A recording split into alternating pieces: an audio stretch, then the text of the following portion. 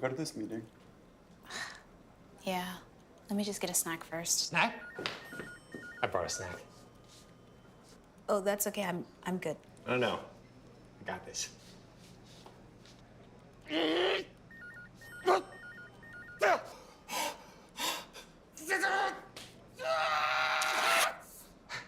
Told you I brought a snack. There's a better way to eat pickles on the go. Sucker Punch, the snack with a snap.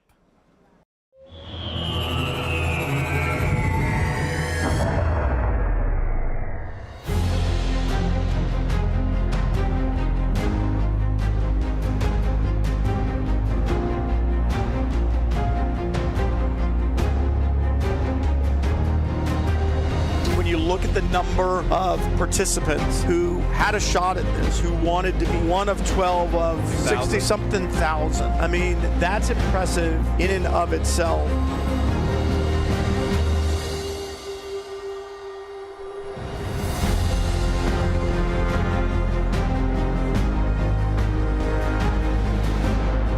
What a diverse group of drivers, what a diverse group of participants. Just really cool. They should all be very, very proud.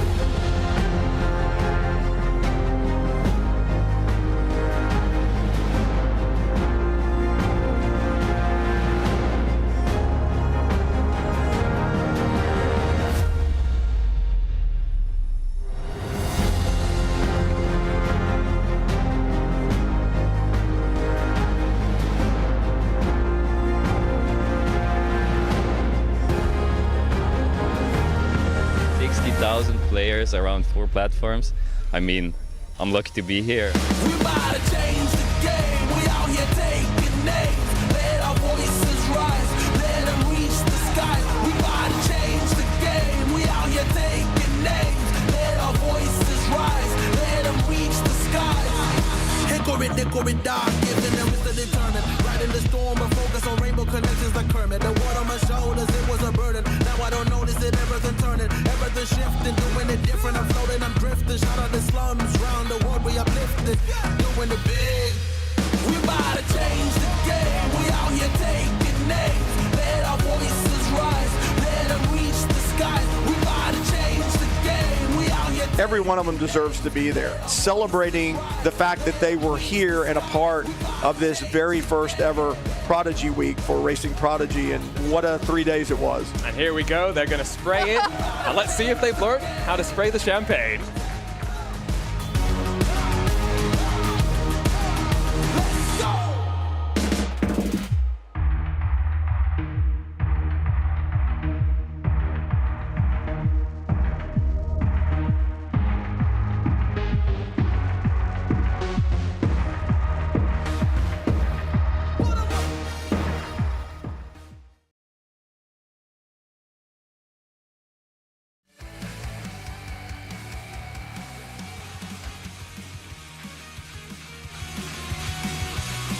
We're just 57 days away from landing back at the Atlanta Motorsports Park for Prodigy Week Part 2. But today it's time to find out who'll be making that journey in our round 2 of the Prodigy Racing League SuckerPunch Golden Mazda MX-5 Cup Tournament here on RaceRoom. Arjuna Kankipati alongside of Joey Tebbin as we get ready to go. Joey, I've been quite excited, ready to go. After our first round, let's be honest, really set our expectations high.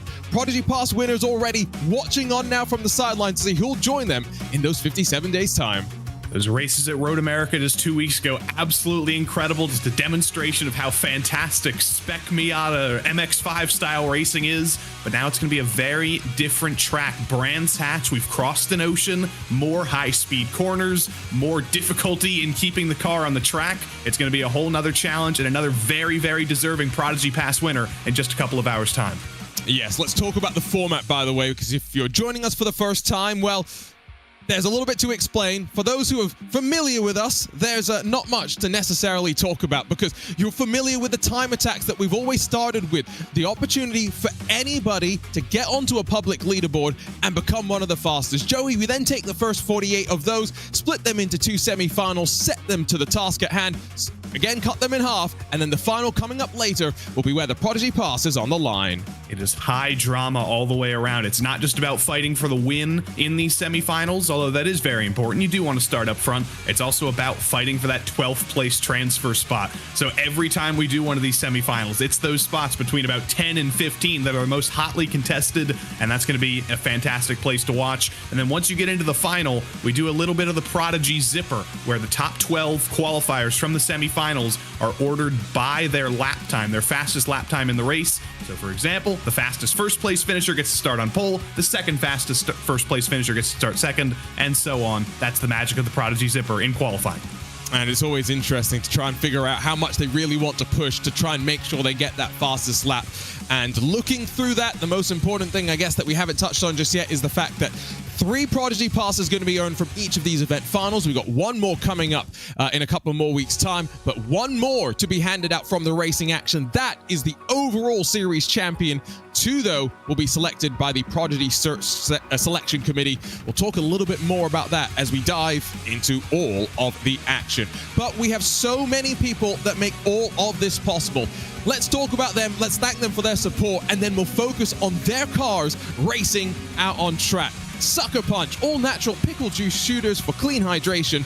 Pickle chip pouches, perfect for those long sim racing sessions or days at the track. And the Jared Pickles with knockout flavor, the champ of Chomp, now available in the US. Mazda Motorsports has partnered with Racing Prodigy to continue its mission of supporting race car drivers, enriching lives and developing the next racing prodigies. Mazda is supporting participants by providing $2,500 in coaching vouchers on the Racing Prodigy coaching marketplace. Asetek wheelbases with their revolutionary quick release system allows you to easily switch wheels with just a click. SimLab P1X Pro Sim Racing cockpits with unparalleled in rigidity, functionality, and design are your perfect sim racing base. And last but not least, Advanced Sim Racing, owned and operated by passionate sim racers. Advanced Sim Racing is the fastest growing North American sim racing chassis manufacturer and equipment retailer. And of course, all of our sponsors will have cars out on track. It makes it so much easier for the commentators to figure out who is who, but also for us to just get to attach ourselves to those sponsors just that little bit more. Joey, Brands Hatch, let's talk about it just a little bit. Undulating roller coaster of a track, and in these MX-5s, I think we're going to expect plenty of close racing.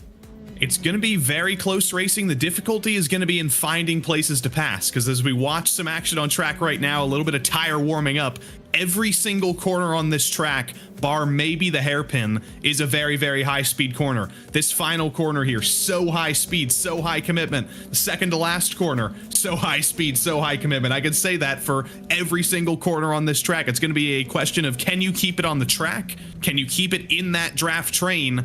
And it might just come down to the run out of Clark at that final corner and the run to the line once it comes time to decide the winner. Yes, and we talked a little bit, of course, about previous Prodigy Pass winners. We're going to have, in total, 16 winning Prodigy Pass members join us for Prodigy Week Part 2. We are also delighted to be able to announce that Julian Klaffenbach's going to be joining us. He won a Prodigy Pass in the search selection committee process in the build-up to Prodigy Week 1. Unfortunately, he lost one of his grandparents the week of Prodigy Week, and the Prodigy Racing Prodigy team have been able to bring him back over for Prodigy Week Part 2, and the newly minted R8G driver going to be joining one more of these drivers that we see out today ready on the playing field. Now, practice has just come to a close. Joey, how important is qualifying going to be in these semifinals? Well, as I mentioned, it's difficult to pass here, so qualifying is going to be more important than maybe it ever has. Road America, plenty of opportunities to pass, plenty of heavy braking zones. Brands Hatch, not the same case. There's one heavy braking zone into the Druid's hairpin. Every other track is mid to high speed. Qualifying is going to be very important. You need that track position. You need to be 100% committed in this qualifying session. You are curious, by the way, about the next round of the Mazda MX-5 Cup Golden Ticket Series powered by SuckerPunch. Well, it will open up in just a couple of hours' time. So if you want to go racing at Mid-Ohio, which I think in a lot of ways bears a lot of similarities to Brands Hatch, you can go and get your Racing Prodigy membership with the RaceRoom Game Pass at racingprodigy.com to compete for your Prodigy Pass and other prizes. It's interesting, right? The 3 tracks that we've kind of been racing at, Joey, because I look at all of them and I go, there are close racing opportunities, but like you say here, Mid-Ohio, there's maybe only one real passing opportunity there. Yeah, it's similar to Brands Hatch in that way. I'll call it the Brands Hatch of the East. Maybe it's also just as difficult to access using public transportation. I don't know about that either. But you see Nathan Maximin on your screen right now. He was with us in the previous event, if I'm not mistaken. Many Racing Prodigy events in the past as well, looking to get that Prodigy Pass. But you see him through this middle sector. It's basically an oval. You've got a high-speed 90-degree corner through Hawthorns, a high-speed just over 90-degree corner through Westfield, then down through the best-named straight in racing. That's Dingle Dell, through Sheen Curve, high commitment as well, and then one more 90-degree corner to the left this time. They basically built an oval through here. I think they might have preceded oval racing just in Brands Hatch. And one of the great things about this track in particular is basically every part of the track has a distinct name, so you can very much, instead of faffing around with corner numbers, just get right to the task at hand. Now really clattered over the curb through that inside. We're going to see first qualifying times on the board. Still about 8 minutes left in this session, so plenty of time for drivers to build up in this qualifying session. Now that's going to be for Maximum only 15th on the board, it would seem, as we wait for the rest of the time to filter on in. But Michael Romanidis has gone to the top, 3/10 back to Philip Drace, and then Turka Hakkinen, Nico Sonal, and Leonard Heidegger, the rest of your top 5. Now, with 6/10 splitting the top 5, Joey, that's a bit larger of a qualifying margin than maybe we'd expect. Well, with a track that's as committed to commitment as this one is, you can kind of expect a little bit bigger of a margin in qualifying because there's not as many heavy braking zones that'll even out the field. It's all about who can be committed. I'm going to say the word committed about 15 more times because that's what it's all about. If you can carry the most speed, if you can be inch perfect, there's tenths in that through every single one of those high-speed corners. There is time to be gained, and if you're a driver like Michael Romanidis, who has so much experience in every simulator there is to offer, probably has plenty of experience here at Brands Hatch as well, it's no surprise that finding that high commitment was not really a difficult thing for him to do in the first minutes of qualifying.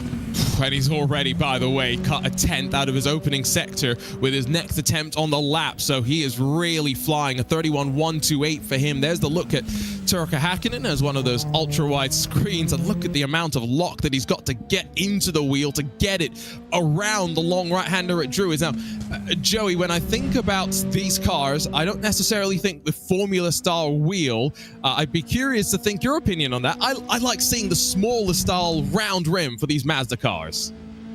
I think it just kind of comes down to what you're most comfortable with in racing. And if you're comfortable with that Formula rim, if that's what you're used to driving with, if that's what gives you the most control of the vehicle, I think that works perfectly fine for a car like this because you are still throwing it around more than you are with a Formula car. You can abuse the tires a little bit more. They're a little bit harder and they won't fall off as much as they would on an open wheel for Formula car. But it does just come down to driver comfortability. And if there was an oval racing driver, for example, who was very used to that big circular wheel and he could find a way to drive fast in that way, you could probably go with that as well. I wonder if anybody's trying that. Michael Romanidis, I think, has just improved even more at the front. He's gone to an 18.732, and so that benchmark has just moved even further. The 10 pole that everyone's trying to best, and Turka Hakkinen with a look over to the right. I don't think he's too impressed by this lap, and I don't necessarily think it's going to be too much of an improvement for him.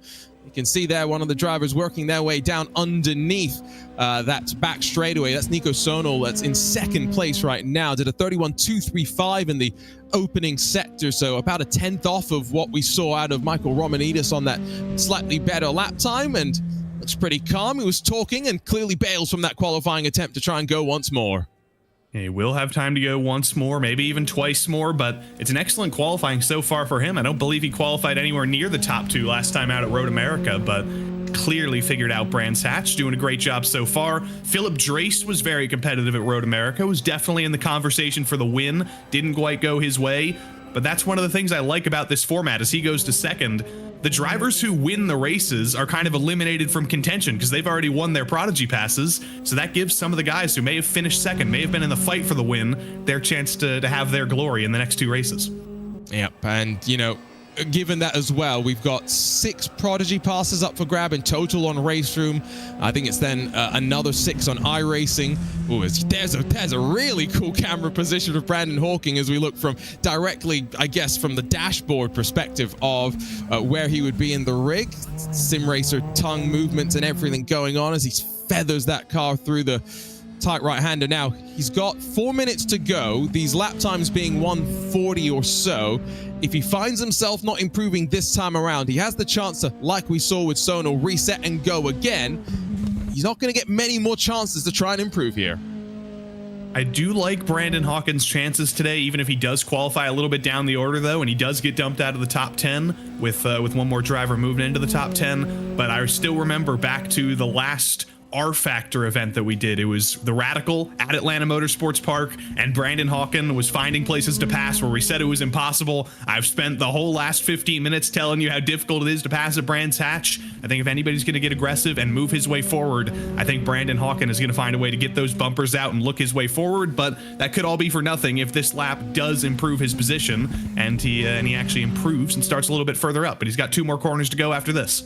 Ultimately, the goal be top 12. The further forward you are in that top 12 gives you a slightly better starting spot for the final that's coming up slightly later on today. It's just waiting to see who else will improve. Jakub Brzezinski in 4th, the G2 Esports driver, looking to try and join, of course, his teammate Nikodem Wisniewski in the Prodigy Pass winning club. Now, Brandon Hawkins to the line. Looks very focused. Is it going to improve him from 11th? Just wait to see where it slots him. 7th, so there's a small jump, but he'll have to decide if he wants to bail and reset his car like so many others have been doing, Joey. It's interesting you get that call here on RaceRoom. Do you want to reset your tires, go back and do a fresh lap, or continue around with the tires as they are?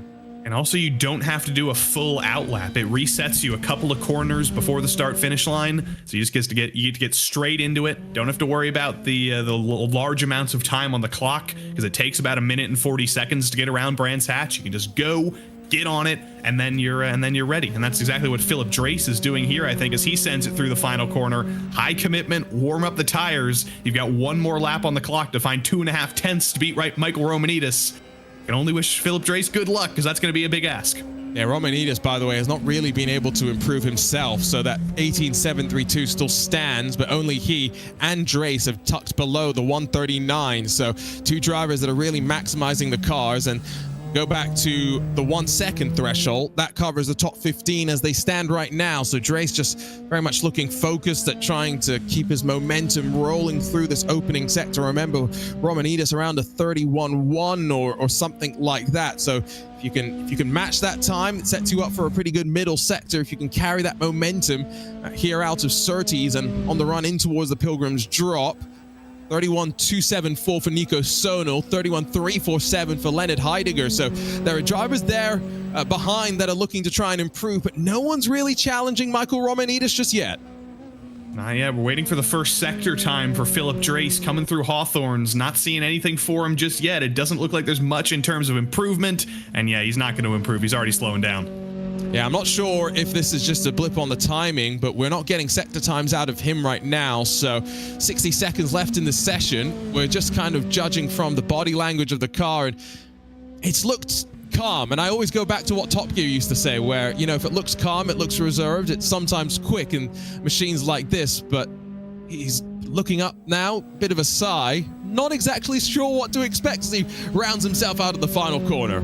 And we did get data that he was 0.3 off in the middle sector, and when you're 0.3 off to P1, that does not necessarily add up to good things. Let's see what he can do through the final corner. He can't do anything because qualifying's come to an end a second before he hits the line. He wasn't improving anyway, though.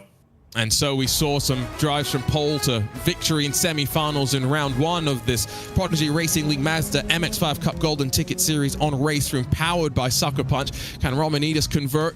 Well, the Command Esports drivers got Philip Drace, Nico Sonal, and Leonard Heidegger, all within about 0.4 of a second, as is Jakub Brzezinski, Turka Hakkinen, Veal Krevi, and then Brandon Hawkins, Nathan Maxman, and Michal Neg round out your top 10. And really close margins. Think about what the draft's going to do to keep them close to one another. David Nemchek and then Angelo Michel, 11th and 12th positions, with Frieder Braun, Radoslav Orbital, Hassan Gellert, Lucas Wallering, Faruk Udawai, rounding out the top 16 or so as they get a couple of minutes now in this warm-up session with which to work.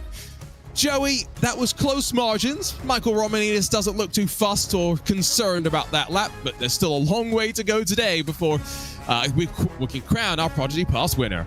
And Michael can rest a little bit. He can deserve some of this calm look because he does have a big margin over the field, at least in terms of raw speed. But once the race comes around, once that draft is introduced, he's not going to be able to run away. He's going to have far more pressure behind him. And you know Philip Drace is going to be aggressive. Sometimes we talk about the rating drivers have individually on simulators.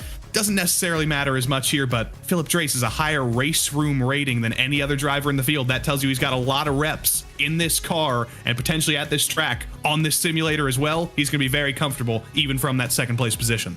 Yeah, Philip Drace, one of those drivers with a lot of experience here on RaceRoom. Of course, Michael Romanidis bounces around of the sim racing world, former F1 esports driver, and he's really been following along in this racing Prodigy adventure. We even saw him across of season 1 part 1 bounce across of all the platforms, so looking forward to seeing what Michael Romanidis can bring to the table from the front today. And of course he will be looking to make sure he gets a pretty fast lap time onto the board, because as you mentioned, Joey, the Prodigy zippers, something you've got to consider. I mean, that's something they should consider for a merch opportunity. I think I mentioned that last time as well. Sell a nice little Prodigy zipper. I'd certainly buy that. But also, Michael Romanidis has to win one of these days. It's literally been almost every single event we've done that he's been in contention. Even in the oval racing events, he's tried to be in contention and tried to win a Prodigy Pass, and he's just come up short every time. But I don't know. I feel the most confident in him today. I think this could be the day where it finally happens. If he can keep everything clean, keep everything together, this could be a glorious day for Michael Romanidis. Remember, May 13th through 15th, it's Prodigy Week Part 2 at the Atlanta Motorsports Park, and so all of these drivers have circled on the calendar. That warm-up session now officially done and dusted, so they'll get their marching orders to head down to the grid, and we'll get ourselves underway. 24 drivers enter, 12 will advance to the final. The other 12 will be watching on and hoping that either the final round at Mid-Ohio will go their way, or they can achieve sufficient points total in the overall leaderboard, which, by the way, today's race does not count for. So this is very much a separate event from the overall leaderboard that the drivers are contending with. We've got 40 seconds to go before we get ourselves underway. Joey, does Michael Romanidis convert from the front? Do we see some action for the lead, or are we going to see a bit of a train as people just try and stay inside of the top 6 without fighting? Well, there's going to be a lot more action. I think we can say that much, but I don't know how much aggression there's going to be early on. I think we're going to see a little bit of a similar race that we did at Road America during the semifinals, where drivers maybe don't really want to fight early on, and they're going to be a little bit conservative and fight for it at the end, but they're not going to lose too much. Here we go, lights building, drivers focus towards the lights. It's time to go for semi-final 1 in event 2 of the Prodigy Racing League Mazda MX-5 Cup Golden Ticket Series on RaceRoom, powered by SuckerPunch. Romanidis will lead us away from the line, and it's now that run down in towards turn 1 before you begin the climb up in towards Druid, side by side behind, but as expected, single file towards the front now. Does Philip Drace go offensive on the run up in towards Druid? Don't think he's going to take that opportunity. He'll instead just run into the bumper of Romanidis, give him a shove as they fight side by side for 4th position behind. That's Heidegger and Brzezinski that slot themselves back into line out of Graham Hill Bend. Nice tidy start for the 24 in semi-final 1 with 20 minutes on the clock. And now there's 2 things that these drivers have to dodge with. There's 3 wide almost coming into Surtees, little bit of contact, little bit of door rubbing between Turka Hakkinen and the number 1, and Heidegger as well, I think, is involved in this pack. These are guys who want to fight early. They want track position. They're almost thinking with an oval racing mindset, get track position early because it's going to be hard to pass later. And some of the drivers up front, I think, are being a little bit more conservative. Not the case for the battle between 4th and 7th. Oh, gonna run very wide is Heidegger there. Comes back into line as Vil Kravy as well as Jakub Brzezinski still alongside, and sitting behind Turka Hakkinen's going, where do I even place my car? Every which way you look, these drivers costing each other valuable time. Already the margin between 3rd and 4th position grows to around 1.3 seconds. Big blocking coming from that bright white machine as they all filter through the corner. Brandon Hawking gets past Nathan Maximan on the run down to the final run. But this is getting absolutely crazy. To the inside of Nathan Maximan. I think that might have been Neg, but that's not going to happen. Actually, yes, it does. The number 71 does get to the inside. Late move, aggressive move, but side by side down the start-finish straight is going to slow them down even more. It's going to make Brandon Hawken very happy that he gets to try and run away a little bit. But this is so important because this is the battle for the last spot in that top 12, the last transfer spot. It's the battle between about 10th to 15th. All of these guys are going for that last spot. And they were 3 wide in through the opening corner at Paddock Hill, but they got it sorted out. Now leaning on one another as they filter off of the corner. I mean, this is crazy. David Nemchek's part of that fight, and behind him, I would believe, it's Frieder Braun and Angelo Michel, Lucas Wallering, Faruk Udoai, Radoslav Orbital, Hassan Gellert. I mean, the list goes on and on and on, and no one's really been dropped from the train just yet. 24 cars for the most part still in one long line, albeit with a couple of gaps here and there. Yeah, the biggest gap is between 3rd and 4th, which is understandable because Romanides, Drace, and Sernal kept single file and didn't fight too hard in the opening laps. Heidegger was busy getting swallowed up by Kravy and Hakkinen and Brzezinski and everybody behind him fighting for those positions. So I think we may see a little bit of a separation here. We'll see a 3-car battle for the win, and we'll see a 19-car battle potentially for every other spot in the top 10. That's the look at Jakub Brzezinski, who's very much focused right now and locked into the task at hand, which is riding behind Turkka Hakkinen, Veal Kravy, and Leonard Heidegger. Is he racing in his kitchen? He very well could be. I used to race from inside my living room, which basically meant that, yes, you could go and see into my kitchen as well. But some of these drivers, of course, make do with what they have. And Brzezinski, along with his teammate, Nikitin Wisniewski at G2 Esports, made the switch over from Williams and really settled them nicely into their new surroundings, along with the likes of Isaac Price as well. You can see the margin behind growing ever so slightly. Feed them a little bit more confidence. Will they start to fight again, though? Because even if they've lost track of those in front, this is just better grid position for the final. Brzezinski had a look. They're all having looks as behind they start to run into one another. It's Mihai Neg and Brandon Hawken going at it. Romania versus Canada. How about that for a World Cup battle? Hawken's going to hang on, though, and he's going to be happy looking ahead of him because Brzezinski, he may be racing from his kitchen because he's cooking something right there. He's been sending it every opportunity he's gotten. He's looking to the inside through Surtees, and I think he has actually he's managed to stay ahead of Brandon Hawken, but he has managed to continue that fight. Still looking at those two side by side ahead of him with the two Finns going at it, Hakkinen and Kravy. Yeah. And this is the, like you mentioned, where really you've got to focus on, because it's that top 12 cutoff where people are going to be focused on. Oh, they got to be careful here not to run each other too hard. It's going to be a potential to cut back underneath, but single file once again for Mihai Neg as he now slots in behind. Nathan Maximum allows Nemchek and Braun to close the margin. Angelo Michel, again, the first driver on the outside looking in right now in 13th position. This, though, they'll look slightly further back at those just trying to hold on to the train as Franek Sikorsky in 18th spot, directly behind Ian Pfeiffer. Yes, Sikorsky trying to fly forward like a helicopter, but all these positions are very important. They might not be in the top 12, but if there's trouble up front, how many times have we had late race crashes and calamity with multiple cars involved, and then the driver who was in 16th or 17th or 18th ends up transferring into that last spot in the top 12 and ends up transferring into the final. That's why you've still got to fight so hard for every position. Even if it might look hopeless, you never know what can happen in racing. You never give up until 20 minutes is up.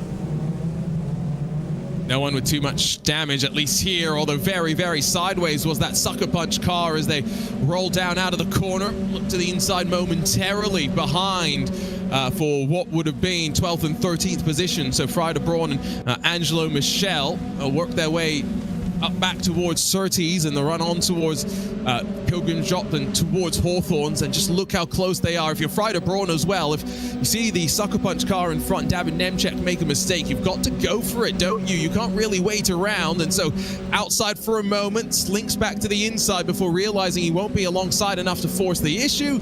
We get a great look at more of the cameras. Great to be able to filter through the field. How about some racing inspiration for Frieder Braun back there? He's got the old DTM cars to the left. I think that's Michael Schumacher at the Race of Champions on the right. That's some pretty good racing inspiration behind him. Who's your racing hero, Joey? Who's my racing hero? I don't know. That's a good question. Come on, come on. Maybe Boris said. It's not. I love Boris said because he's always thrown around those sort of lower budget cars and was very successful in them. The original road course ringer in NASCAR, win in Montreal. I'll go with Boris said. I was going to say that you could take any one of our Prodigy Week coaches, basically, and you have a pretty good shout. Now, Romanidis and Drace have been able to slightly pull away from Nico Sonal, and so now they're going to start to squabble. Here comes Drace up the inside in towards Druids, and as they fall away off the corner, can Romanidis stick around the outside? The answer is no. Change has been made, and it's Drace in the NeedRacing.com car that leads from the Coanda Esports driver, as behind there's going to be some changes as well, as Brandon Hawking drops out of the top 12. Oof, that is painful for Brandon Hawking. He does get it back going in a straight line, but that looks like that happened through the hairpin. I wonder if there was a little bit of car-to-car contact, and that wasn't just a solo incident for Hawking. But I don't know. He's got to keep fighting, and just as he's trying to get back into the rhythm, he's forced side-by-side with Faruku, Dowie through Surtees. He's still getting the elbows out, and his facial expression hasn't changed one bit. He is still 100% business and still fully committed. He wants to get back in that top 12. He's in that MPI machine as they go side by side for, I guess, what is going to be 17th and 18th behind. So that's Pfeiffer and Sikorsky. I really love this camera perspective, by the way, because it just gives you so much insight as to what the driver is really going through. Sometimes you see in sim racing camera angles a lot more of the wheel and overall picture itself, but never too much of the emotions on the face. And Brandon Hawking, not too frustrated right now, knows he just has to get a couple more positions, get himself into a chance to be in the final, and he'll have a spot up for grabs at the very least, and that's all he's got to work with. 20-minute race, Joey. It's not particularly long. We're coming up on the halfway distance point. It's not especially long, but it does kind of feel long when you're in some of these battles. Romanidis has probably felt like he's been racing for about 20 minutes right now, but he's still got half of the race to continue fighting, and he's got to do a little bit more research now. How does he go on offense instead of defense? He's been leading the race for the first 8 minutes or so, but then there was a formidable racing development, and Philip Drace got by. And now he's got to think back to all of those previous Prodigy events. He's got to think back to all of the practice he's done today and think about where he can repay the favor and find a weak spot in Philip Drace. Maybe as well, there's a bit of gamesmanship that you have to play, right? Going back to the Prodigy Zipper, if you think that Drace is actually faster right now, and being realistic, these cars, they're not really going to get that much faster over the course of the fuel burning off. You're just going fast no matter what. So if he thinks that Philip Drace might actually have a faster one-lap speed in race trim, maybe he takes advantage of the draft, gets a faster lap behind, and then takes the lead. You see what I'm saying here, Joey? It's very big brain math that I'm trying to speculate Michael Romanidis is a smart guy. He does wear glasses, but I think that's a little bit too galaxy brain even for him. It's one of those things where, again, I don't think the drivers really are thinking that's like Nobel Prize stuff. Yes, again, drivers probably don't care that much about it, but that's why we make up the stories. Exactly, we make up the stories to keep it interesting. Angelo Michel in that grid engineering car, strapped into his rig and strapped into the top 12 right now. It's a decent gap behind to Hassan Gellert, Joey, 2.2 seconds. And so, as we focus back up front and a fight for the lead, Romanidis back alongside and now to the inside. A little bit of leaning on one another as they try and slide to the left in towards that opening corner change for the lead. But in that battle for 12th, you don't want to see this much fighting because it will just cost them time and bring those behind into the fight. And the happiest driver right now is Nico Sonal because all of that battling just brings him closer to the battle for the front. I think that also gave us an answer to is Michael Romanidis doing some galaxy brain stats and falling back? No, I think he's just waiting for another opportunity, and he went for it the second he got to the inside and the second he could take that lead back. This is the battle for 12th. It's not the battle for the transfer spot necessarily, because you see there is quite a big gap, 2 seconds back to Hassan Gellert, but they're side by side again for the lead, Arjuna. I think every opportunity you get to go for the move to take the lead, both of these drivers are going to take. There's no more holding back. They're learning now as well. We've got a 30-minute final. You'd expect that there's going to be a bit more fighting there. The SuckerPunch car going to really lean on the SECA machine. And now can Nico Sonal try and take advantage? No, because Philip Drace actually got a pretty good run. He slinks back to the inside for a moment. Door blocked off for him. Great racing. This is what MX5 action is all about. What Mazda has joined forces with Racing Prodigy to promote. And look at both drivers. Not a look of emotion on the face. This is top-level esports racing as Nico Sonal off to the grass, as well as Lendman Heidinger behind. Everybody's pushing. They're finding the limits and maybe finding the limits a little bit too aggressively, but that's going to put Brzezinski side by side with Hacken, and Brzezinski's been absolutely cooking over these last few laps. He got by Heidinger, got by Cravey, and now the next driver on his list is Turka Hakkinen. He's going to be in the lead coming across the line, I think, with a little bit of the MX5 side draft. If he can keep it highly committed into turn 1, that's only about a 2-second gap up to Nico Sonal. If there's more side-by-side racing up front, I don't think we can count Jakub Brzezinski from driving all the way to the front. If he can close this off into Druids, he might be in better shape, but it's going to be hacking him back to the inside. Jakub Brzezinski has got to really be careful, because there was a bump in towards Druids from the inside line, and now as they work off the corner, Turka Hakkinen momentarily in front, but Brzezinski's having none of it. A bit more leaning between the two drivers. I mean, this is what, again, Mazdas are all about. What great racing we had at Sebring this past weekend as well, almost upstaging the big 12 Hours of Sebring event that still delivered excitement yesterday. As Jakub Brzezinski back into line, quick scratch of the head, not looking too worried with 7.5 minutes to go. Full contact sports car racing, but that's what these guys were expecting. It's MX5 racing. That's what you've got to do. They get to single file for just a moment, take a breath, take a moment to get back in the rhythm, because in just a matter of moments, they're going to be going back at it. You already see there, I think that's a little bit of contact between Heidegger and Maximin. They might be single file for the moment, but the second there's one more bobble, the second there's another opportunity to run side by side again, this is not a sign of drivers being conservative and being running in single file to build up a little bit of extra speed. They're going to be fighting side by side the second they get the next opportunity. And I hope we see that up front as well at some point, because I do think Philip Drace and Michael Romanidis are really putting on a bit of a showcase right now, and not even costing each other that much time, all things considered, which is kind of what you want to see. Here we go back towards the two drivers up front as they run their way to the line. 6:30 left on the clock, with the lap times being 1:40s. Oh, I don't want to be quoted on anything, but is that 5 laps still left, Joey? 4 or 5? Something like that. Because lap times are about 1:40. 1:40 lap times are always confusing, because 2 laps at 1:40 is exactly 3 minutes.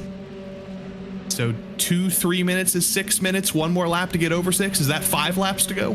That's why I said 5 initially, so we'll go with it. 5 to go. 5 laps to try and sort something out if you're outside of the top 12. Now, Brandon Hawkin is in that 12th position right now. He has got a train behind him, and I'm sure the weight of expectations riding over him. We saw Vilcrevi for a moment there. He looks pretty calm. What's the MPI machine thinking right now? It's off and into the grass, and Gellert's going to get on through. And how much momentum has Brandon Hawking lost? Now here comes one more. Frieder Braun fires it around the outside. Lost quite a bit, and it's a long straight coming into Hawthorns. He's going to be suffering for that for just a moment, but Surtees is such a difficult corner. It's a lot tighter than you'd expect, and Brandon Hawkins carried a little bit too much speed, thought he could get in the throttle earlier than he actually could, and ended up throwing it off the road. But his fight's not over, as there goes, that was Frieder Braun going around on the exit of Westfield. And so, suddenly, one more driver in trouble. Brandon Hawkin finds himself still with some opportunities, and that was very heads up by Frieder Braun to avoid running back into oncoming traffic and to avoid making that a worse situation. Focus attention back up front now with 5 minutes officially left to run. The SuckerPunch MX5 machine of Michael Romanidis fades up high and tries to set something up through Druids. So much rotation on the inside curve for Philip Drace, and we'll see him hold on to the lead as they come up towards that Turn 2 complex once more. But Joey, you said this was a track that was hard to pass. These drivers have really just put on a show. I must say, this has been great. I think that's why you're seeing everybody get so aggressive, specifically because it is so hard to pass. When you get an opportunity, you have to go for it. You can't afford to just ride in line and assume there's going to be an opportunity on the final lap like you could at Road America. When the door opens into Surtees with no certainty, you do have to go for it. And Michael Romanidis does get side by side for just a moment. The run's not there on the inside, though. He's got to find another opportunity to get to the inside. I don't think that's going to come into Hawthorns, but he saw the opportunity and he took it. That's what you got to do every single time. I thought for a second there that Michael Romanidis was going to try and get to the inside, but that wasn't really, it was never really on. Nico Sonal, by the way, what do you think he's been learning, Joey? Just sitting there waiting patiently, not forcing the issue too much in that white and teal machine. I think what he's actually been hoping is please crash, please crash, please crash, please take each other out. That's exactly what he's hoping from third right now, because that's his main hope. Because even as these guys race side by side, even as they rub doors with each other, they're still actually faster than Sonal most of these laps. So he's definitely been learning. He's been probably looking for his opportunities. If he does get close to those 3 on the final lap, he might have a chance to go for it. But his biggest hope right now is that the aggressive racing between Drace and Romanidis comes to blows and opens the door for him to drive right on through. Romanides once again fades up high.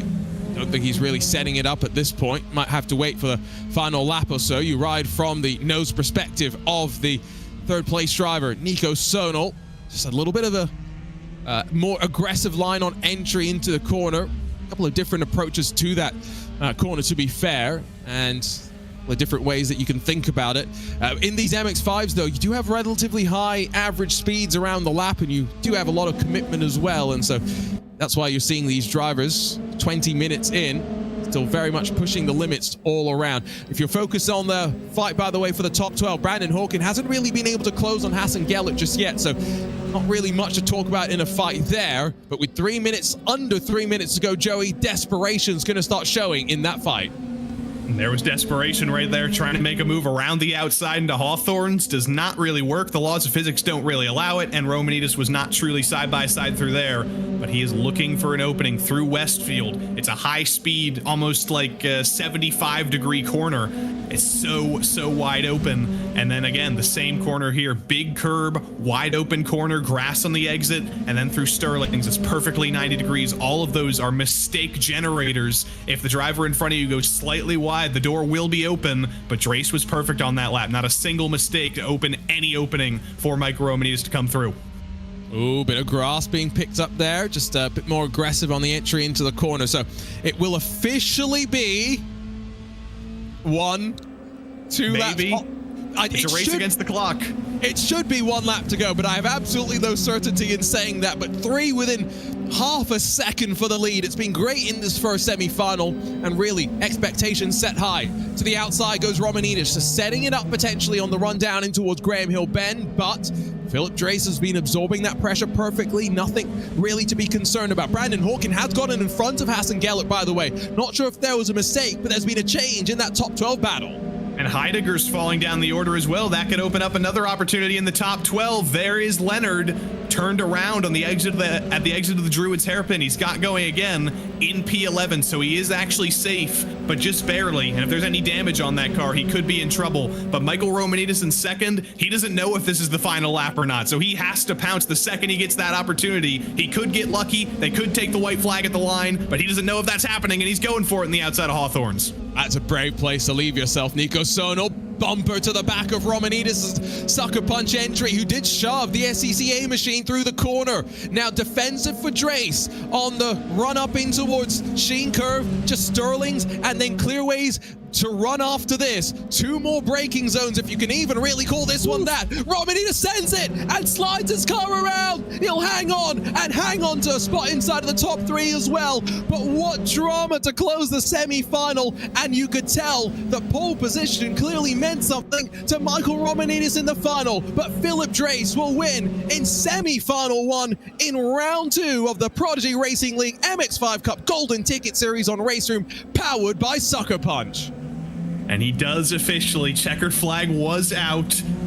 And yeah, Michael Romanides, he did what he had to do. He sent it, didn't quite work out for him. He's still going to make the final. I do wonder if he's going to be slightly ruining that, because Nico Sonal up into second. That means that Michael Romanides, instead of starting 3rd or 4th, he's going to start 5th or 6th. That doesn't sound like a lot, but that is a lot when you're at a place like Brands Hatch, where it's that much more difficult to pass. No emotion, by the way, after that win from Philip Drace. Just a quick sip of the water, ready to go in about, what, 2 hours time or something for the final later today. Chillip Drace, call him that from now on. That's not a bad one. Joey, you're usually quite bad with your puns, but I'll give you that. That was good. It's a good nickname for him. You can put that on t-shirts. You can sell that to the needracing.com fans, but he'll definitely be the favorite this time out. He was fast at Road America, fast here again. But I don't even know. What are we going to see in the second semifinal now? This one was crazy enough, and all those drivers have gotten the opportunity to see this. They've learned where the best passing opportunities are. They've learned you can get a little bit aggressive and rub fenders. I'm so excited for the next semifinal. Maybe we shouldn't have been surprised for Philip Drace. He did win the RaceRoom Mazda MX-5 Cup Season 1 and has had a couple of those official ranked championship wins on RaceRoom in this car, and see what he can do. 20 minutes of racing and just over 20 minutes as well. No Rolex 24 situation from earlier this year. 1 and a bit seconds back for Nico Sonal, and then Michael Romanides, a move A desperate move maybe, but a good move nonetheless. One that we wanted to see, and it still gives him a third row starting spot in the final. Hakkinen, Brzezinski, Cravey, Maximin, Nej, Nemchek, Michelle, Heidegger, and Hawkin. Those will be the 12 that advance to the final, but unfortunately done for this round 2 and focusing their attention on round 3 that starts in a few hours at Mid-Ohio. The rest of the field, Sikorsky, Gellert, Orbital, Pfeiffer, Udoa, Wallering, Leipod, Lurga, Braun, Van Lock, and the rest. So that was the first of 2 20-minute semifinals. And Joey, as we take a quick breath, we get the drivers out on track for qualifying in that second semifinal. I think it's time for us to talk a little bit about our pickles, because I have got many a pickle over my shoulder. You've got the SuckerPunch Hydration pickle juice, the exhilarating pepper flavor. I also have the invigorating dill flavor. Ooh, that's a big deal right there. Am I going to open an exhilarating pepper on camera? I might have to. I hope I can actually open this bottle, because that'll be so embarrassing if I can't. Do I have the arm strength to do it? Yes, I do. It's actually a very easy bottle to open. Let's get a smell test. While he does that, I will also show off. Oh, no. Back to Joey. That's definitely pickle juice. Oh, I get the exhilarating pepper already. Ooh, nice. I also do have the classic kosher dill pickle pack. Ooh. Indeed. And then, of course, I still have the fiery heat 3. Is it going to focus? There we go. Beautiful. Yes, all the pepper products we have been pickled up, as you can see over my shoulder. I have a supermarket worth of IndyCar parts. Fantastic. And SuckerPunch pickle stuff. What more could you ask for, Joey? I could not ask for anything more. And I do have to apologize for anything I say in the next semifinal, because I've been hypercharged by this exhilarating pepper. I might go totally insane coming up. You have been exhilarated by the pepper. I must say, by the way, the packaging is fantastic, as was my impression of the person on the bottle here. I've got to get myself in camera. There you go. Look at this. You're going to get hired. I mean, I hope so. I modeled before, but not for anything good. The old pickle model. That's good stuff. That's highly rated in the modeling world. If you get to the pickle level, that's the highest level. Yeah, you've got foot models, feet models, hand models, and then pickle models. That's the whatever you call it, pyramid of modeling. I could do the rotating thing. I could be like QVC kind of. QVC, exactly. Picked up what you're putting down. For the low price of $799.99, call in and get your SuckerPunch Hydration pickle juice with electrolytes, exhilarating pepper. I actually don't know how much the pickle juice shooters cost. What I do know is probably about 150 times less than what I said. These are $7.99 at your local Whole Foods and Amazon, because yes, you can buy them on Amazon. Also, give a big shout out, by the way, as mentioned, Mazda providing $2,500 in coaching vouchers for the Racing Prodigy Coaching Marketplace. And by the way, even if you don't make it to these finals for each of the RaceRoom tournaments, the top 25 in the series in points are eligible to win a SimLab P1X Pro Sim Racing cockpit, some of those Mazda Racing Prodigy Coaching Marketplace vouchers as well as Advanced Sim Racing gift cards and Advanced Motorsports Coaching gift cards. So all ways for Joey drivers to upskill themselves and build themselves up for the rest of the tournaments that we've got coming up. Even if you aren't part of Prodigy Week Part 2, there's still plenty more in the pipeline for 2024. And that's good stuff. If I were to turn around here, run past the Atlanta Motorsports Park, go back home and look at my sim rig, I could definitely use all of those upgrades, but that would require me being fast enough to participate, Arjuna. I'm no racing prodigy. We're just here in the booth. So I might have to go to advanced motorsports school if I want any hope to doing that. Yeah, I unfortunately said some things during the build-up to Prodigy Week Part 1 that meant that I may have promised that I was going to run around the Atlanta Motorsports Park. Now, the schedule was so busy in Prodigy Week Part 1, as everyone at the team can attest to, that we never had a chance for me to actually go onto track and do the run. We have taken exhilarating pepper. It'll give you the power. It'll take you around there. Joey, I regret to inform you, or maybe I regret to inform me, that we're already having discussions about how to make sure we slip that into the schedule. Behind the scenes at Racing Prodigy, we have a new social media person as well. So if you see some fun content, give a shout out to Sam. The problem is, Joey, I've been told he's a runner. I'm not a runner. That's not good. Although how tall is Sam? Do we know this? I'm 6'5", so if Sam is 3'3", then every 2 steps he takes is probably a step of mine. That'll it's the be only way it's fair. Yeah, that'll be how you win. You just need a very, very big handicap there. Oh, qualifying already in the books for semi-final 2. So let's quickly run you down through how they'll line up because we want to focus on this as well, of course. Leandro Werler going to be fastest on them all, and he also breaks into the 38s. That's faster than Romanidis, if I can remember. And then Kamil Polowski second, Enzo Filippo third, and then Martin Barna, Patrick Shari fourth and fifth positions. Christian Orban and then Ivan Forn is going to line up behind Matej Markovic. And then you go down to Camto Chukwera, Thiago Mello, who has already got plenty of fans in the chat. Dennis Schoeniger joins us for Williams Esports, and then Sven de Vries, Carlos Okono, and then Martin Havlana round out through the rest of your top 14 or 15 or so. I mean, Joey, only a quick look there. Interesting to see, though, that we did get a faster time than what Romanidis was able to do in qualifying. And one name you didn't get to, Arjuna, was the driver who starts in 16th, Ellis Costello.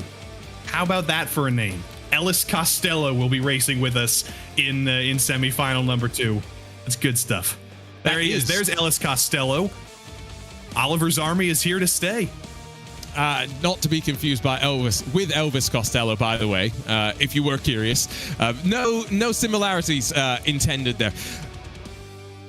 I'm just looking through the rest of this entry list because we got thrown straight into qualifying and trying to figure out surprises there. Maybe a bit surprised to see Dennis Schoeniger so low in the field, but again, we got a lot of repeat drivers that have joined us once again, coming out of that first round at Road America.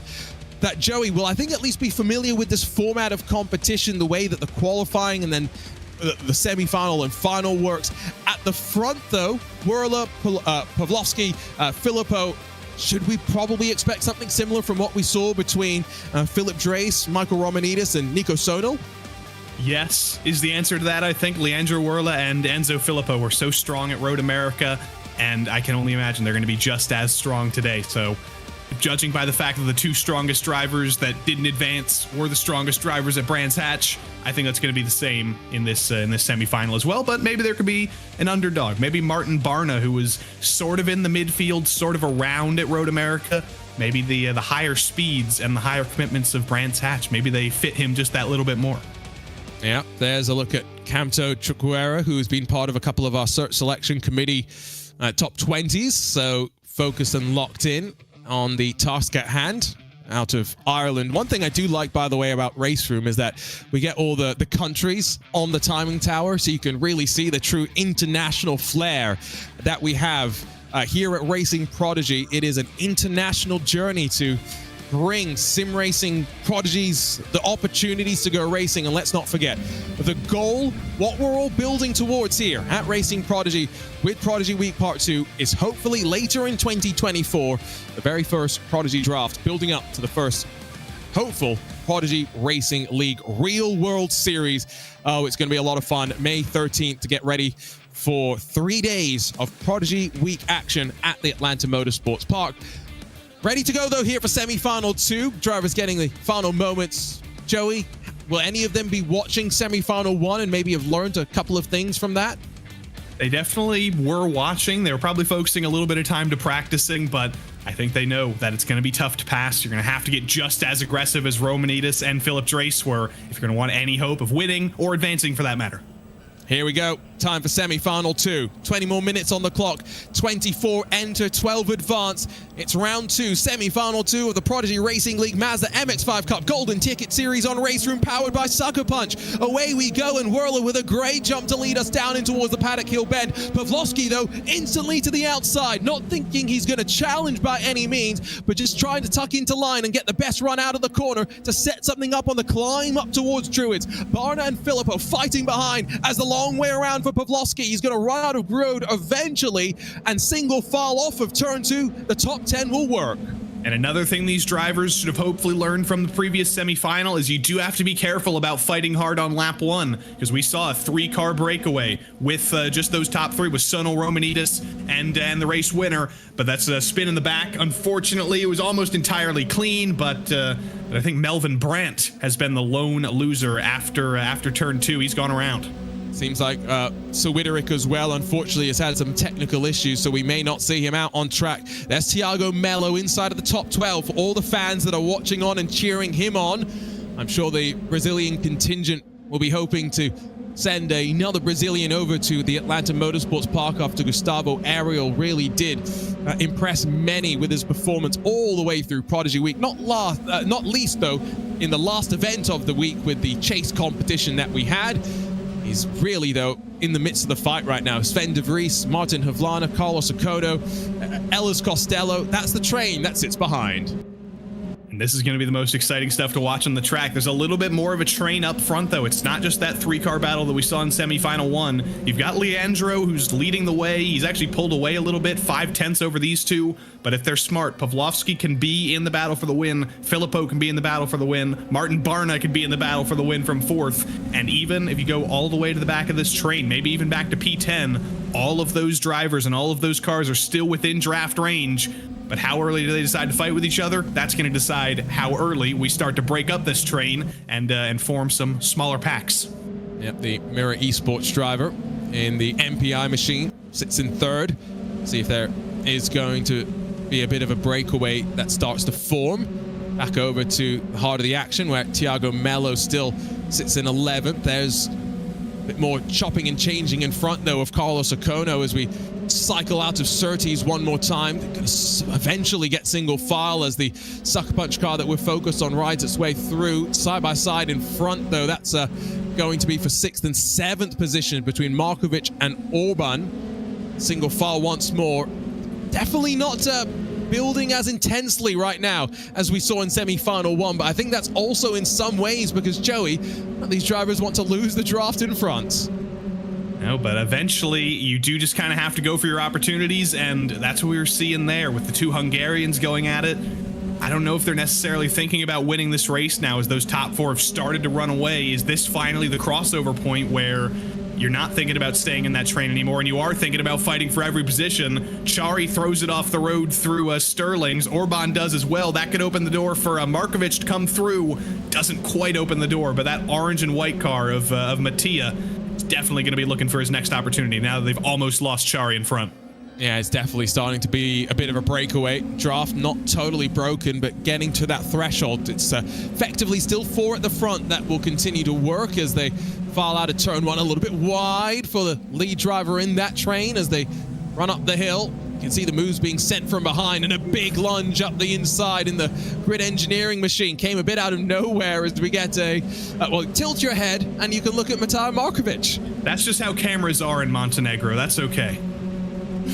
You can see that the hands relatively smooth, though. As much as you do work, you need quick hands, much like Pato Award, to drive these cars. You kind of want to be smooth. You don't want to be wrestling them around too much. That will lose you some momentum as Sven de Vries gets in front of Thiago Melo and puts him down in that 12th position right on the bubble. And Matija Markovic may have the whole of Montenegro on his back, but Sven de Vries and Carlos Ocano, they're representing the United States in these semifinals. The U.S. drivers haven't had the most success in the previous event, but now both of these guys looking for their transfer spots into the final and looking to represent their country at least. Here is Carlos Ocano. He's got that big setup, nice chair. He's got the round, smaller wheel, and he's very, very busy pumping it up with Ellis Costello. Oh, and there's the door open. That's immediately one of those drivers feeling a little bit better about the situation because I think that was Martin Havlana that ran a bit wide and bleeding's going to continue. Ferris Krippendorf going to be trying to challenge into the final corner on the track as we close now on 5 minutes complete, 15 still left to go. Chopping and changing, action starting to build, but not yet at the front where Leandro Whirl actually might even be trying to break away now. 6/10 is that margin as out of turn 1 they plunge and then rise. Pavlovsky, Barna, Filippo still very close as that the chopping and changing in this fight for 7th continues to come on. Christian Orban on the outside and going to lose out as well. Markovic gets the elbows out, a little bit of a bumper to Orban, and side by side coming down the hill. Orban is going to be able to slot back in line in front of Ivan Fornes. But look at these blocks. We've been seeing these all day. It's just kind of what you have to do. If you want to make sure that door isn't open, all you can really do is block all the way down to the bottom of the track. Hope that you can get the car stopped to not open the door on exit. This has been a school in defensive driving. It's been an experiment in defensive driving, so I hope you've been practicing in racing conditions, because it's been some of the most defensive driving we've seen almost ever in any of these events. Still, that fight for 12th, not that close though. Thiago Melo's got some margin to Carlos Ocona. It's 1.5 seconds, and so until that starts to close, don't expect the action to rise. Ivan Fornes, who has had plenty of support of his own in the Racing Prodigy chats over some of the tournaments, sits in 8th position. It's just, again, just remind you of the Racing Prodigy Zipper. The fastest race lap for each of these drivers will get compared against the fastest race lap for the drivers that will start on the same row. Whoever has the fastest race lap starts on what you would assume is a slightly better starting on the inside line, slightly better starting position. But I'll be honest, Joey, I'm thinking about it right now based on how these starts have gone. The only place that you really care about starting is whether you're first or second. Pretty much. That's the most important thing. Other than that, being on the inside into turn 1 and being on the inside into the hairpin are pretty good, but with how staggered these starts are, it's not like a rolling start where you're directly side by side with another car. It is a standing start where you're staggered, so inside outside doesn't really matter. It's just every position that matters, and that's why you're seeing everybody fighting so hard here. Dennis Schoeniger, last spots in the top 10. He's trying to get through on Orban. Orban couldn't block him, but they're going to be 3 wide into Surtees for a moment. Ooh, who's going to get the best of this one? The SimLab car going to get off the corner just directly in front. So Ivan Fornes holds off Schoeniger, but Orban, Chukwuera, Sven de Vries, Thiago Melo, all still there. And Melo's being smart. He's just saying, you know what, you go 2 by 2 on the run up towards Hawthorns. I'll back out of it. If one of you's in the grass, I'll take advantage. There's a SuckerPunch car on the outside that might get dropped down to 11th. Not sure if it's really going to play out side by side on the exit now out of Westfield in towards Dingledale. And Thiago Melo saw an opportunity, takes advantage. Camto Chukwuera down to 12th.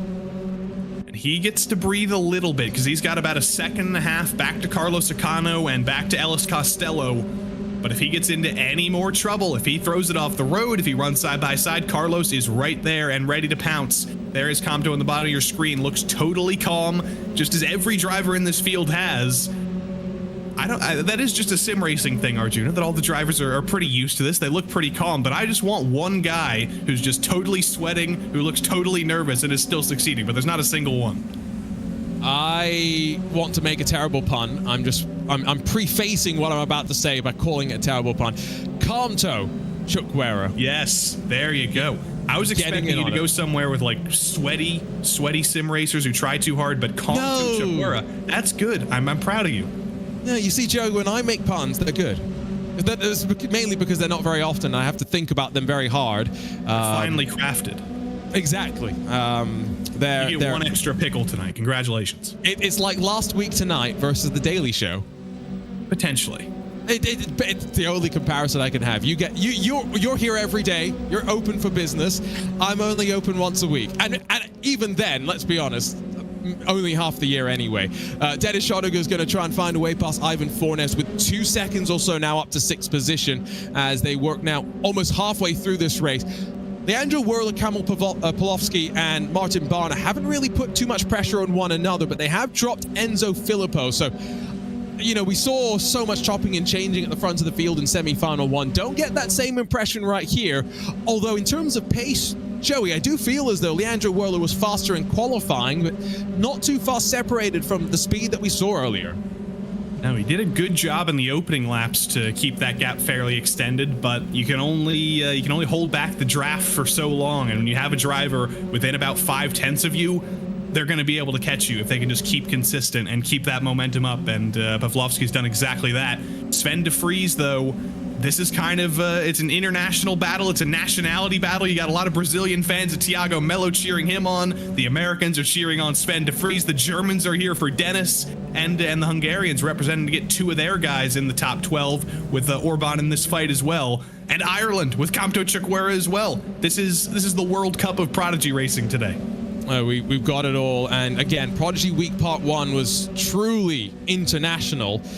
Can't wait to see what we have in store for Prodigy Week Part 2, 57 days away. 12 winners, 9 countries for Prodigy Week Part 1. Jan van der Heide got the call up on 24 hours notice effectively to fly from Germany and make the trip over to Atlanta. Really interesting to see how he performed. The ITB Racing driver though, Kamil Pawlowski, we were taking a look at his webcam slightly earlier on just before the race, had a handbrake next to him, hoping that he's not going to need to use that here today, but he's closed that margin, starting to build up speed in the second half of semi-final 2. And he's totally in the zone. He's got the monitor very high. That's interesting. I feel like you don't normally see drivers looking up at their monitor, but he's very clearly looking up at an angle to see his monitor. Yeah, you know what it is? His legs are a little bit higher, so he's in a bit more of a formula seating position than I think a lot of people would be in, you know, a traditional GT sort of a cockpit. But maybe he's like 7 feet tall and he has to do that. No, he's definitely not 7 feet tall, because there's only one sim racing driver that is that tall, and his name is Yuri Kastorp. And just for saying that, I might have just been banned on Twitter. Sorry, Yuri, I just had to mention it. Anyway, side by side, Dennis Schoninger gets past Ivan Fornes, who got the rear end hanging out of Paddock Hill Bend, and now watches around the outside as moves are going to be made, chopping and changing once more. Watch for the Sucker Punch car. This time of Kamto Chukwueze just sit there and watch for his chance to take advantage on the run out of Graham Hill Bend. Kamto had one of his family members checking in the YouTube chat saying that, as always, totally calm, collected, and he can keep it moving. So he's doing exactly that. Single file. It's a 6-car train now, but this is one of those things we saw in the previous semifinal. You can stratify out to be one by one for just a moment, and it'll look a little bit calm, but that doesn't last for very long. Those opportunities are going to come again. Those doors are going to open again, and they're open again up front now because Pawlowski is 100% committed. He's not going to lose the draft now that he's in with about 2/10 of the leader, and he's looking for an opening. He's trying to find his way to the inside, but that was never really on. It was a late lunge to the inside through Dingle Dell. What do you think ITB stands for in the world of sim racing, Joey? What does ITB stand for? Is it in the barrier? No, that was basically where I was going with it, though. You'd think maybe in the barriers. No, ITB esports team based out of the UK from a Counter-Strike background into the breach, and that was Kamil Pawlowski trying to get into places that really you don't want to get into. Now, they pulled away from those behind. Enzo Filippo's been passed by Martin Barna. It's just these two with 6.5 minutes to go. There's a lot of those sim racing teams that have the connections to the first-person shooters and the sort of video games, we could say, instead of the racing simulators. I wonder if any of those skills cross, because there's hand-eye coordination, there's being quick on your feet and making little split-second decisions. Who knows? I would present to you, case in point, certain Crimsix, potentially the best Call of Duty player to have ever lived. Now, I'm not a Call of Duty aficionado. That is just what I am told. He's 20-time world champion or something in the world of Call of Duty, who not only has competed at the top level of sim racing, won his very first professional race in the Porsche Sprint Challenge North America not a couple of weeks ago. Now, back onto this action, though, because Fender Fries in this fight just inside of the top 12 as a pass between Thiago Mello, who gets past Christian Orban. Now comes Chukwueze trying to find his way on through. If you're being smart, though, here, Joey, none of these drivers should be fighting too hard, because they got to get to Carlos Okono, who's now going to take advantage of a mistake there. That was Orban going around, and that was a crash that lasted about 30 seconds. He got sideways entering the corner, saved it, got sideways exiting the corner, and ended up in the Armco on the exit. And that is very unfortunate for Christian Orban. He's having a great day, getting very aggressive, but unfortunately, it's all come undone for him. That promotes Carlos Okono into the top 12, and Okono has a 4-second lead over 13th. That's a very comfortable position with only 5 minutes to go. A couple of these drivers are taking some liberties with grass and whatnot. Doesn't seem to slow them down too much, but maybe unsettles the car in some of these battles. Ferris Krippendorf just outside of the top 12 consideration, and at this time, wouldn't expect that Carlos Okono would have expected that gift to be presented to him, but he might be starting on row 12, the final row of the final that will begin around 3:30 p.m. Eastern time. So if you're watching us right now on the Racing Prodigy YouTube channel, this will come to an end in around 10 minutes time. We'll finish up this race, maybe catch up with some of the drivers, and then wrap things up. Be back with more fresh action, 30 minutes of racing, a Prodigy Pass to be handed out. So join us again on the Racing Prodigy YouTube channel at around 3:30 p.m. Eastern Time. 4 minutes to go, though. Short time left in this one, and that fight for 8th on back has really started to separate out. There's been a change for the lead as well as they battle for some of those spots at the end of the field. They're going to battle it out for 20th place here between Gabriele De Palma and Guillaume Blanc as well. But Pavlovsky's taken the lead back. There was a mistake a couple of laps ago from Verla, I think, fell back about half a second. He has managed to bring it back. He will still be in the fight to the end, but I think that might have been the first little bobble from Werle that we've seen all day. And so, at least as it stands right now, if we were to see the checkered flag at the line, it would be the drivers that started in second in respective semi-finals that would be on the front row, and the pole position sitters would share row number 2. Interesting to see. I get the sense, though, Joey, it's potentially down to 4. Given what we've seen so far, I mean, Martin Barna, Enzo Filippo starting to close once again as we ride on board with Leandro Werle over the curb at turn number 1. But very much, Philip Drace, along with Michael Romanidis, and then Pavlovsky and Werle have been the class of the field. Nico Sonal, though, could very much prove me wrong. He could, and these two are going to fight very, very hard here in these closing minutes. And I somewhat jokingly mentioned that Nico Sonal in that previous semifinal was hoping the two in front of him would crash. But that's also a hope for Martin Barna and for Filippo and for Chari as well. If these two get the elbows out in the final lap and come together like Romanidis did with Philip Drace, he just got away with it. That could open the door for some underdogs to move their way forward and potentially force these two to pull off a bigger comeback tomorrow. So they do have to be careful not to get too aggressive and take each other out in these final laps. I mean, they're running some interesting lines, but I think that's more just the way that these Mazdas do end up racing, the level of commitment that you need. Side by side for third, Enzo Filippo, the Frenchman, slides past Martin Barna, and I wonder if this is now just going to keep them exactly where they are. You can see the left side of the screen really hasn't been too much chopping and changing, and only I was trying to figure out how many drivers from outside of the top 12 in qualifying were going to end up advancing. Seems as though only 1 or 2. This has definitely not been as crazy of a race in many ways as that first semi-final, although I think we're going to get a bit more clarity around how many more laps we get in this respective semi-final, because at the line, 141, is it 2 laps to go? Oh, I have no idea. That's for you to decide, Arjuna. That's for you to decide coming through the final corner. I think we can only wait for that. But Leandro probably has the same confusion behind the wheel right now. Same thing Michael Romanidis was thinking last time. He's got to pounce. He gets to the inside into Druids. Doesn't quite get the exit, though.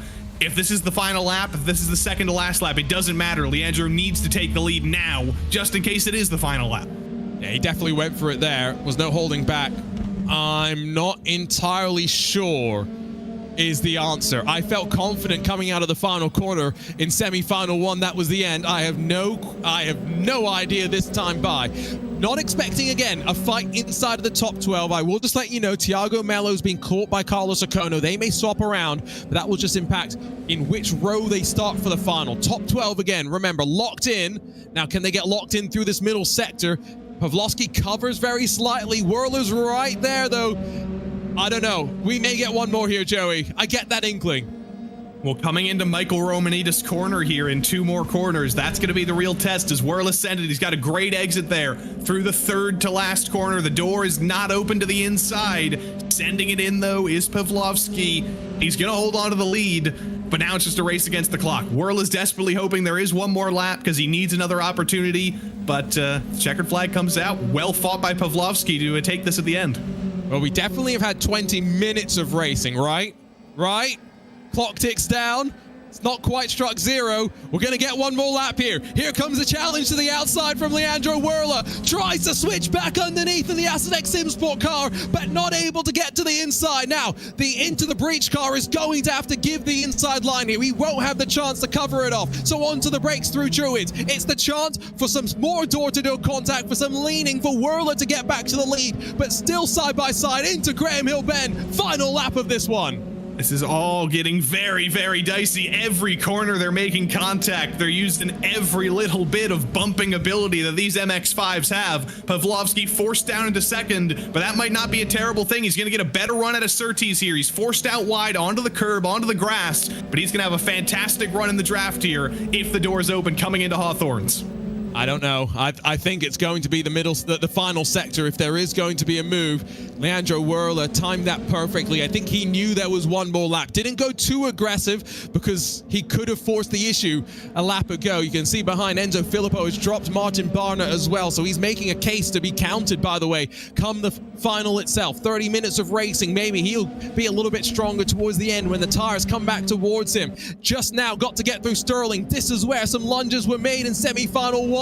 Not going to be made this time around. He's got one more shot into the final corner. I don't know if it's good enough exit to go for it, but Pavlovsky needs to find every last bit of braking ability he has. I think he knows he's not quite close enough to make it happen, and Leandro Werler made it happen when it counts. We've been treated to a spectacle, though, in these semi-finals. Leandro Werler is not going to have too much of a reaction for us, surely, because while victory in semi-final 1 is good, it's victory in the final he's searching for. Werler-Pavlovsky split by 1/10 of a second at the line. Take a sip of water, take a breath as well. Leandro Werler, winner in the Mazda MX-5 Cup Golden Ticket Series on RaceRoom, powered by SuckerPunch. Get hydrated, you're going to need it. Remember, Philip Drace had those DTM cars in the background? Well, Leandro has the stock car Brazil in the background as well. Both of them racing inspiration. And now he can take the headphones off, breathe a little bit. He was looking a little bit shiny and sweaty there. Maybe get a towel, clean himself off.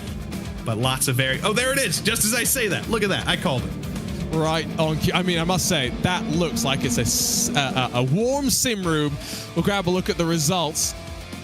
Fastest lap ended up going to Pavlovsky, but only by about 1/10.5. We're just kind of curious about that. It is the Visceral Esports driver, Leandro Werler, that wins by only 1/10.5, and Kamil Pavlovsky put on a show for us. Enzo Filippo showed up strong in the closing stages. He'll be trying to close in that Virtual Drivers by TX3 machine. And then Barna, Shari, Markovic, Schoniger, De Vries, Fornes, Chukwera, Melo, Ocano. Those are the 12 that will do battle in the final. Again, 3:30 p.m. Eastern today. Behind them, unfortunately, for Vlana, Costello, Bert, Krippendorf, Orban, Almeida, Brandt Blanc, De Palma, and one more driver. Unfortunately, 12 that we say goodbye to. And now, Joey, I kind of don't mind that we get about an hour and a bit here between the semifinals finishing and the finals, because my heart rate can come down, my adrenaline can dissipate, and we can get ready to go for the 30 minutes of racing. A little bit of a break. Go get your breakfast or your lunch or your dinner. Maybe chug a couple of pickle juices if you want. Have a pickle breakfast like I did last time, and it'll be a great time. And also something I neglected to mention, today is March 17th. Today is St. Patrick's Day, so how fitting that the Irish driver, Compto Chukwera, would be so successful. So enjoy a free hour of your St. Patrick's Day, and we'll get back going here in an hour and a half or so. Yeah, but he hasn't been able to really enjoy St. Patrick's Day because he had to be focused on the task at hand. If you just joining us and you missed some of the chat that we had during the semifinals, those are 20-minute races. This is a 30-minute race. How is the grid set? Well, we're not qualifying again. Joey, it's all back to the Prodigy Zipper. It all is indeed. Just draw it down. Driver who won the first heat, Philip Drace. Driver who won the second heat, they'll be side by side, and whoever set the fastest lap between the two of them will start first. And then that goes for every single row, all the way down to row number 12. It is the Prodigy Zipper. Does it matter too much? I'm not sure, because I know we're going to be looking at those top four all race long in those next 30 minutes. Those are going to be the big four to watch fighting. 30 minutes of racing, you might say, you know, there's 10 minutes more to put on the tires, but when in a car like this, I don't think that's really the limiting factor. Joey, the limiting factor is how much time you lose while fighting to bring those in behind you. So it may end up being a bit like a Formula E race in some ways, right? Like you settle in for the first 10 to 15 minutes, and then the final 10 minutes, that's when things really go haywire. And hopefully we don't lose our voice like poor Tom Brooks did this past weekend. I'll try my best. That is how it's kind of like it's cycling style racing. It's like the peloton, and then in the last couple of meters you push and you go for the win. But we didn't really see that in the semifinals. We saw that in the semifinals at Road America, but at Brands Hatch you saw 100% aggression. You saw the importance of track position. I wonder if maybe there was a little bit of learning from these semifinals that you don't maybe need to go that aggressive early on and you can still stay in the draft, and it is a little bit easier to pass than we thought. But those are all things that all of these drivers are going to be thinking about for the next hour or so and getting ready to hopefully win a Prodigy Pass today. And if you're joining us thinking, oh, I'd like to join in on the fun, don't forget, in just a few hours' time, round 3 and the final round of this Golden Ticket MX5 Cup Series on RaceRoom, powered by SuckerPunch, will get underway from Mid-Ohio. So jump on to racingprodigy.com.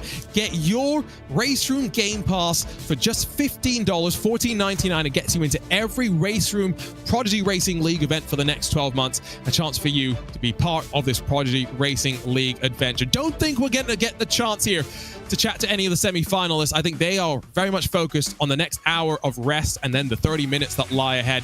Don't forget, Racing Prodigy YouTube channel, 3:30 p.m. Eastern. We'll be back here live for the final, handing out the Prodigy Pass and a golden ticket to the Atlanta Motorsports Park. For Joey Tebben alongside myself, Arjuna Kankipati, we'll see you then.